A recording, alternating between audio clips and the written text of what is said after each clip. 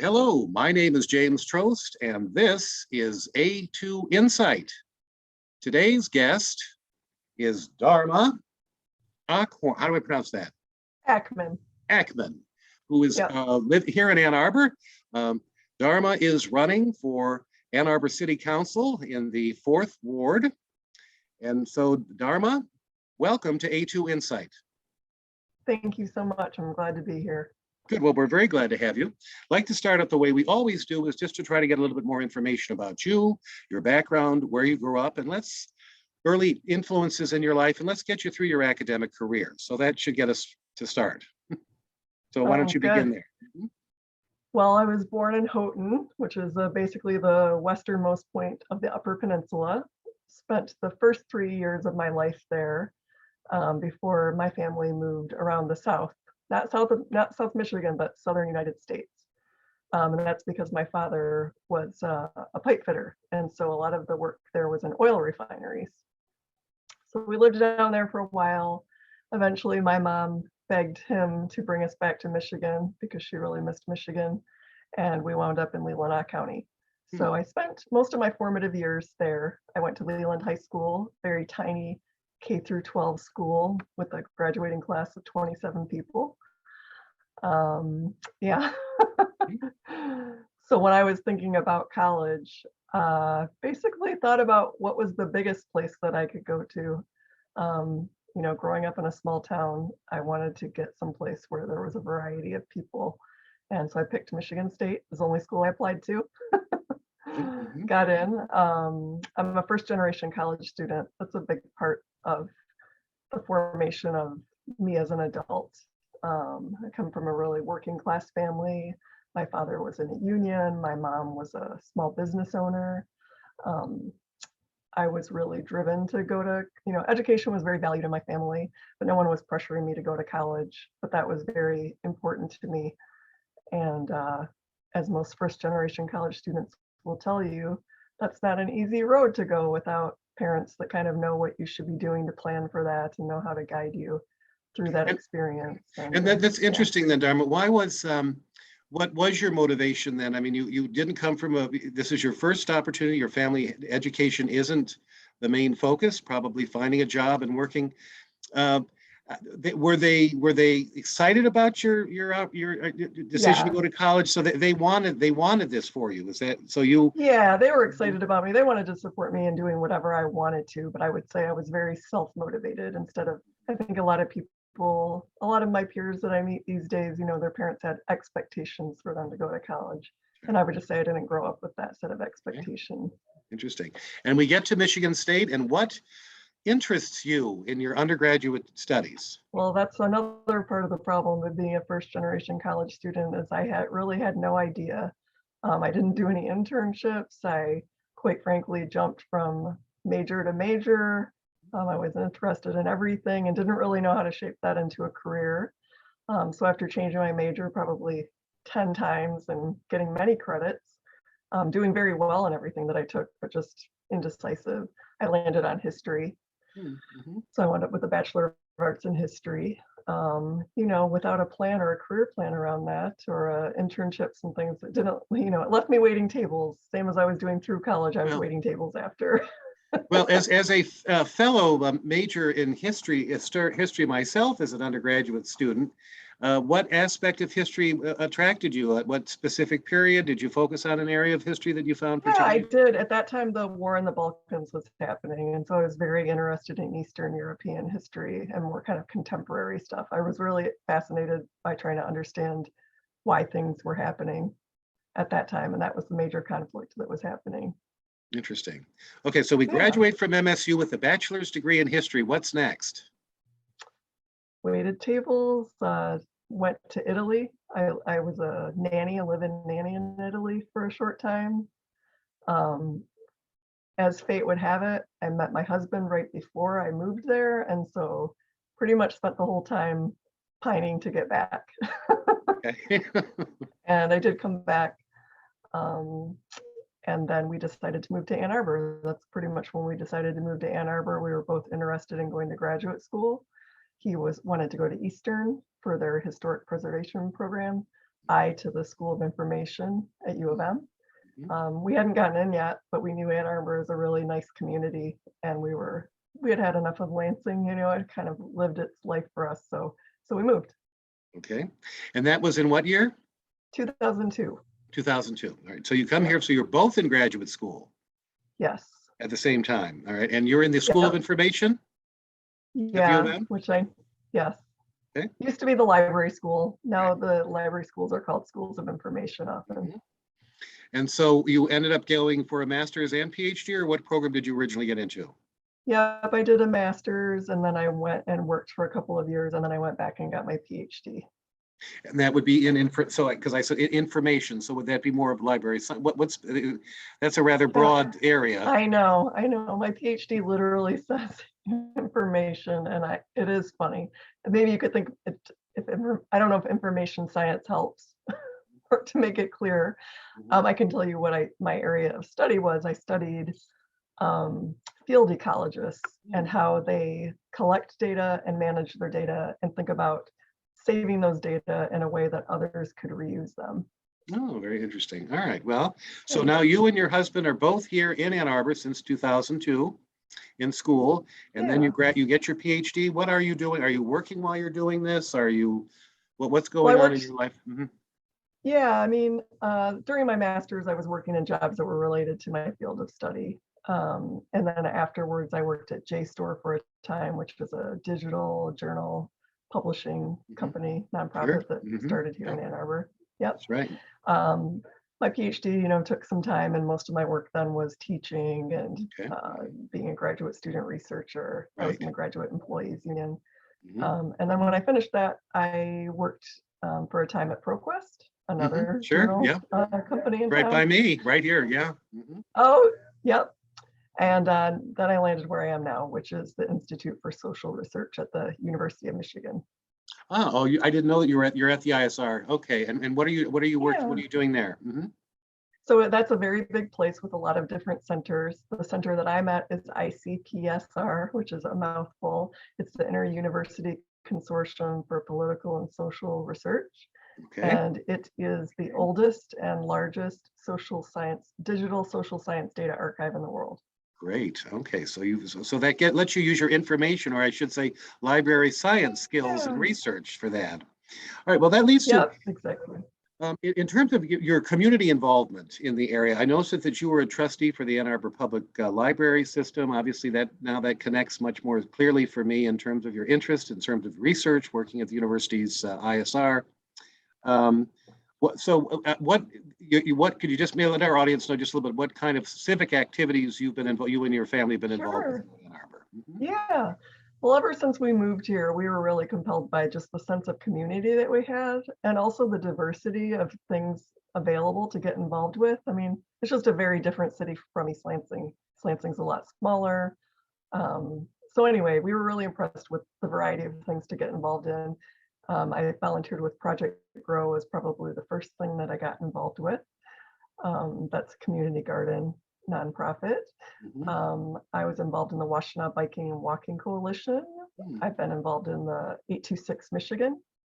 And then I would say around 2016 is when I really became interested in local politics. We had a presidential election that was very upsetting to me. I was looking around for a way to have impact and quickly settled on local as being something I could get my arms around. And so the first thing that I got involved with after that was the League of Women Voters. Mhm. And there I moderated forums, Right. Okay. um, Mhm. which is interesting to be on the other side of that now. So I got involved in that. And then that's also when I ran for the library board. Okay. Mhm. Good. All right. Well, I guess what our audience will want to know, and certainly what I want to know, is why are you interested in running for Ann Arbor City Council? Yeah. Well, I care a lot about this community. I care a lot about public service. I have to say that this was never an ambition that I had, to run for city council. I was pretty happy on the library in a non-political position. I mean, that was an elected position, but I didn't have to campaign for it. It's a very different animal than city council. And certainly watching city council, I was aware that it's much different. But I think as I thought about the issues that I care most about, which are affordability, transit, taking climate action, I realized that these things are largely happening at the city council table. And I think I have something to bring to that. And so I'm diving right in. Well, you are, and again, you mentioned I have looked at your campaign literature, so I want to kind of probe that a little bit more fully at this point. Sure. You mentioned that your top priorities, if elected to the city council, will include top-notch city services. No one can argue against that. Housing affordability and immediate climate action. Can you be a Yeah. little bit more specific about how you will actually make a difference in these specific three areas, beginning with making them more top-notch city services, and how would that distinguish between what we Yeah. have today? Yeah. Well, when I think of top-notch city services, I think of roads that are in good repair, that are cleared of snow in a timely fashion, clean water, of course, which is a basic human right, and it's critical. Um, One thing that I would say about roads is I think that as we repair the roads, which no doubt we need to do, everybody is frustrated with the condition of our roads. I would really like to see us make sure that we're designing roads to be safe for everybody. So not just cars, but also pedestrians. I mean, every car trip begins and ends with a walk. People take the bus, they should be safe doing so. People ride bikes. We want to encourage more of that. I mean, that's part of our A20 goal, is to reduce single occupancy vehicle trips. So it's just thinking about, like, as we repair the roads and fix the roads, let's make sure that they're safe for all of these uses. And I think there are a lot of engineering practices that we can put into place to do that. So that would be number one. Mhm. And again, this, just so you know, that having done A2 Insight for several years, I can remember 4 years ago, when we had 2-year terms, one of the big issues back then is returning again, and that is the issue of affordable housing. And this covers such a wide range of issues as it relates to income distribution, income inequality, people who can't afford to live here. Um, Yeah. and it's a very complex issue too, though, in terms of finding housing and subsidizing housing and everything else. So when you say you want housing affordability, Yeah. what specific, it's not like we haven't tried to address this, but it hasn't really gone anywhere. It's an issue that continues, but what do you think you could add that would make it different? Yeah. Well, I think that we need, first of all, I would say this is a personal issue for me, as it is with, I think, anybody that's lived here for any length of time. I mean, I'm experiencing my friends getting pushed out, one that's had to move as far as Jackson. I have experienced increasing number of my colleagues that can't afford to live here. And that's upsetting. I don't like seeing the direction of the city going to where only the wealthy can live here. It's not why I chose to live here. And I don't think it's why a lot of people chose to live here. So to me, this should be a place where people that work here and want to live here can. Our teachers, our nurses, the people that work in our service industry. When I came here, in fact, I was working as a waitress at Cafe Zola, Mm. and I had a lot of student loan debt, and I was still able to live here and walk and get to work. And and you know, that's less and less the case, I think. In terms of what I think that I bring to the table, I think that we need to focus our attention co-equally on three major areas. And this is where I kind of see people going sideways. We definitely need more housing. Supply is a huge component of the issue. We don't have enough. We're very lucky that we live where we live. It's a desirable place with a lot of jobs, with a growing university.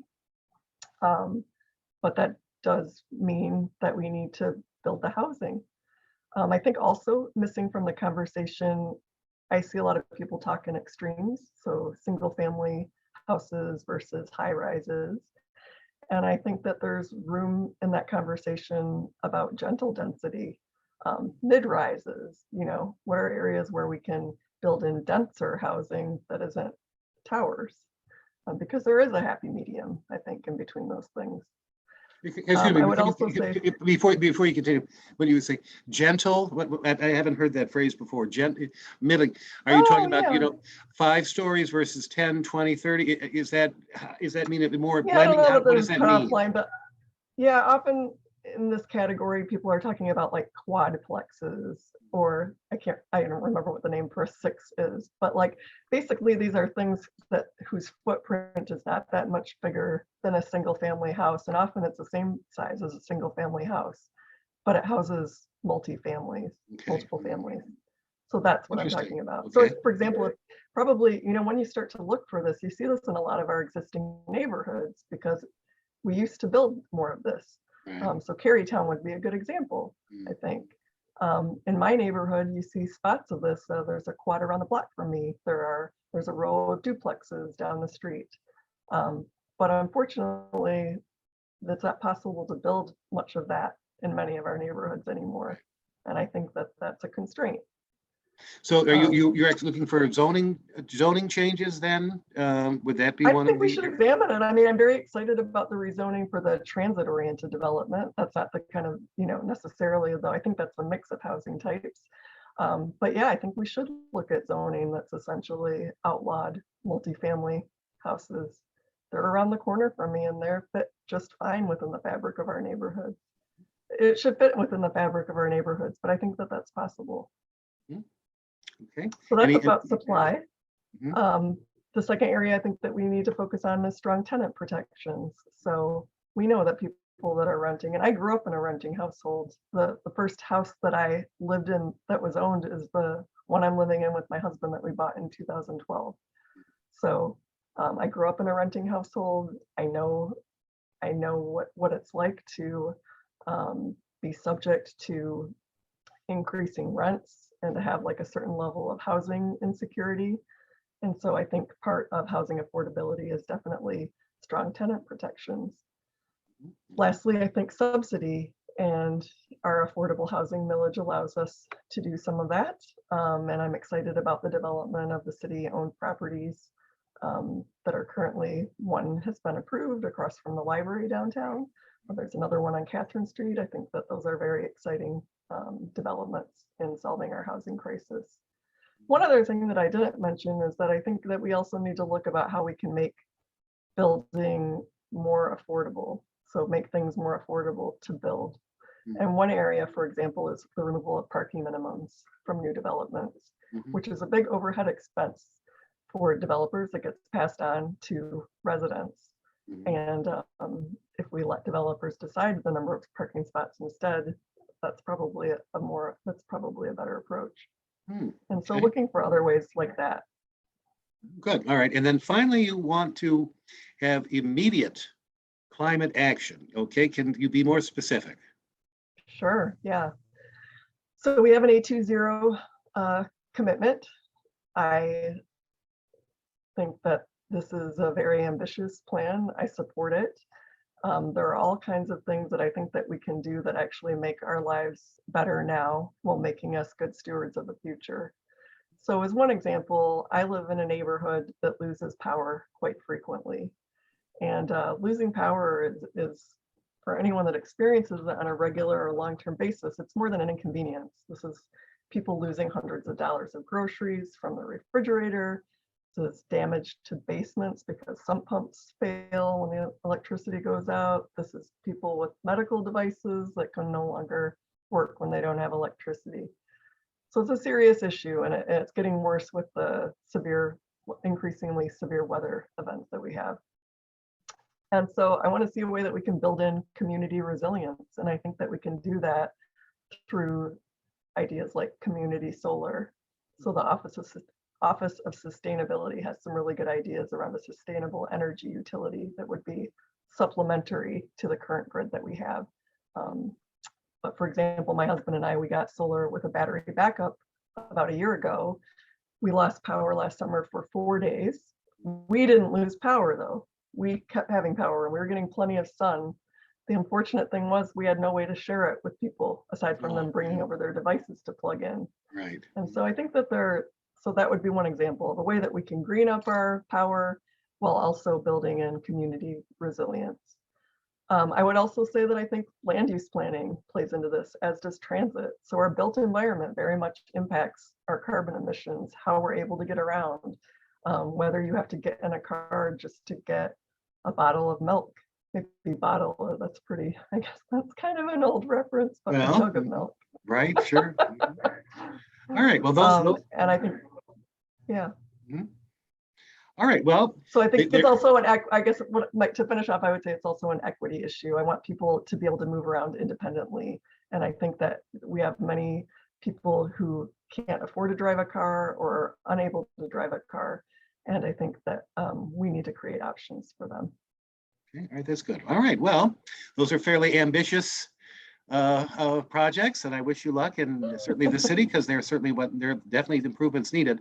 But you are not the only one running for this position. I believe at this point there are two challengers from my research, that are running in the initial Democratic primary, which in this city is usually the decision, given our lack of opposition in another party. Why should a voter in the Ward 4 consider your candidacies as opposed to the others running? Yeah. So I would say that I would say it's my leadership experience, my kind of aptitude and orientation to this position, as well as my goals. So I would say that, like, I'm a pragmatic problem solver, like deeply pragmatic. I want to solve problems, and I am known for doing that in my job. I manage a large team of almost 40 staff. I have built new teams. I have helped flailing teams. I have led teams through a pandemic. And I've worked with a lot of challenging situations. And I think anyone that works with me would tell you that I'm a very hard worker. I'm very pragmatic. I use communication to build relationships and bridges, and solve problems across difference all of the time. And I think that that's really needed at the council table, because we have really serious issues that we need to focus on, and I'm committed to doing that. I think people really want civility at the council table and a focus on the issues. And again, I have the orientation and the experience to bring that. I also am a person of high integrity. I value that in my personal life. I value that in my job. I value that in my civic service. I hold it very dear and think it's the most important thing about this kind of position. And so that is another reason. In terms of policy, I would say I'm really committed to embracing our position as an economic hub and a higher education hub. And I think that means contending with the reality that we have a housing shortage. We need to address it head on, and I'm willing and ready to do that. Right, good. All right, well, I'm going to leave you with more of a last kind of a question, and it really is, this is your first round running for public office. And so my question is, what has surprised you most? I mean, this is not the same as just being on a board. This is a citywide interest, citywide issues. And this is your first run into that. What have you found, I guess, most challenging but most rewarding about your going through the process of running for elected office? Yeah, they're often the same thing, right? The most challenging and the most rewarding. I would say that it's been the importance of connecting face to face with residents. And of course, I think I knew that, but I don't think I was prepared for how important that would feel. And I think also after 2 years of being so isolated, it's just been really incredible to connect with people face to face. I would also say that that it shouldn't be surprising, but it somehow was, how kind people are. I mean, when you get offline and you actually talk with people, even people that you disagree with are quite reasonable, kind, happy that you've showed up to ask what their concerns are. So that's been it. I think I was terrified probably to knock on doors at first. I mean, that's kind of a terrifying idea, to knock on a stranger's door. But it's actually been the best part.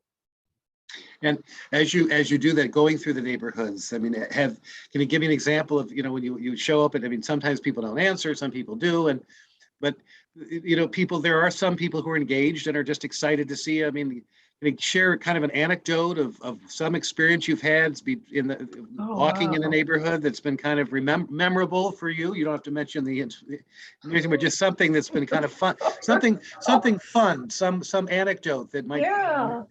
Well, I would think, what's been the funnest part is realizing how many sort of locally famous people live in your ward. And of course, because wards are big, but I've met so many small business owners, like, oh, the former owner of Kaleidoscope Bookstore was someone that I met tonight, or the owner of the smoked salmon shop in Carytown, the owner of Washtenaw Dairy. It's just like meeting all of these people and learning their stories has been such a revelation. And the other thing that I would say is, like, you realize what a small town this is, because very often there is some kind of a connection that we have. And that's been just also a good reminder that this place isn't that big at the end of the day. Well, I would like to say that I wish you the best of luck as you're running for the office. I just want everyone to realize that the primaries will be held on August 2nd.